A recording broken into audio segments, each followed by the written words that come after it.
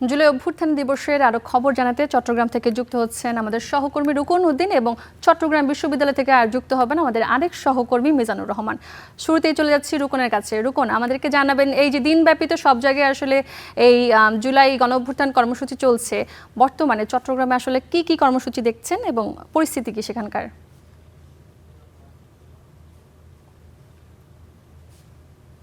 সকাল থেকেই চট্টগ্রামের এই যে চট্টগ্রামের স্মৃতিস্তম্ভে কিন্তু বিভিন্ন রাজনৈতিক দলের পক্ষ থেকে, সরকারের বিভিন্ন দপ্তরের পক্ষ থেকে কিন্তু এখানে পুষ্পস্তবক অর্পণ করা হয়েছে।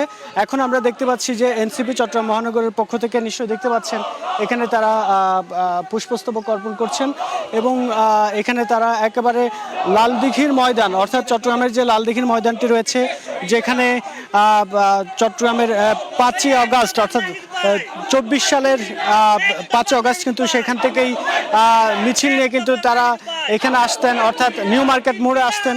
সেখানে কিন্তু বিভিন্ন আন্দোলন সংগ্রাম কিন্তু হয়েছিল 24-এর গণ অভ্যুত্থানে।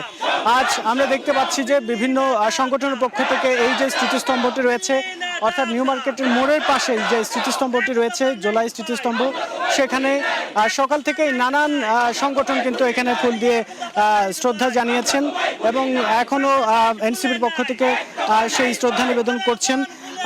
এছাড়াও নানান জায়গায় চিত্রাঙ্কন থেকে শুরু করে নানান কর্মসূচি কিন্তু বিভিন্ন সংগঠনের পক্ষ থেকে গ্রহণ করা হয়েছে এবং আমরা দেখেছি এই যে পুরো এক মাস জুড়ে, গত এক মাস জুড়ে কিন্তু এখানে নানান কর্মসূচি কিন্তু এখানে পালন করা হয়েছে।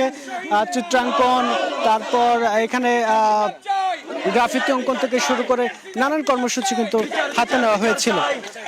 আমরা দেখছি যে এখানে আসলে একেবারে এনসিপির মহানগরের আহ্বায়ক থেকে শুরু করে বিভিন্ন পর্যায়ের নেতৃবৃন্দ কিন্তু এখানে রয়েছেন এবং এই যে পুষ্পস্তবক অর্পণ জুলাই স্মৃতিস্তম্ভে, সেটি কিন্তু সকাল থেকেই কিন্তু শুরু হয়েছিল এবং এখনো পর্যন্ত বৃষ্টির মধ্যেও কিন্তু সেই কর্মসূচি কিন্তু পালিত হচ্ছে এবং এই যে গত 2 বছর ধরে যে স্বপ্নের, অর্থাৎ জুলাই গণঅভ্যুত্থানে যে স্বপ্নের বাংলাদেশ, সেই কথাটি আসলে তারা বারবার বলছেন যে জুলাই গণঅভ্যুত্থানে যারা শহীদ হয়েছিলেন, যেই স্বপ্ন নিয়ে শহীদ হয়েছিলেন, সেই স্বপ্ন যাতে বাস্তবায়িত হয় সেই দাবিগুলো কিন্তু তারা এখানে করছেন।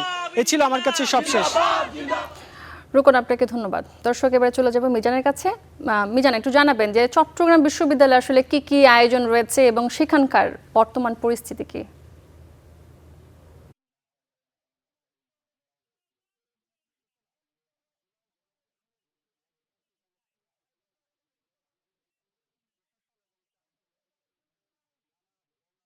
সূচনা, জুলাই গণঅভ্যুত্থানের দ্বিতীয় বর্ষপূর্তি উপলক্ষে চট্টগ্রাম বিশ্ববিদ্যালয়ে 2 দিনব্যাপী প্রশাসন এবং চাকসুর উদ্যোগে চলছে নানা বর্ণাঢ্য আয়োজন।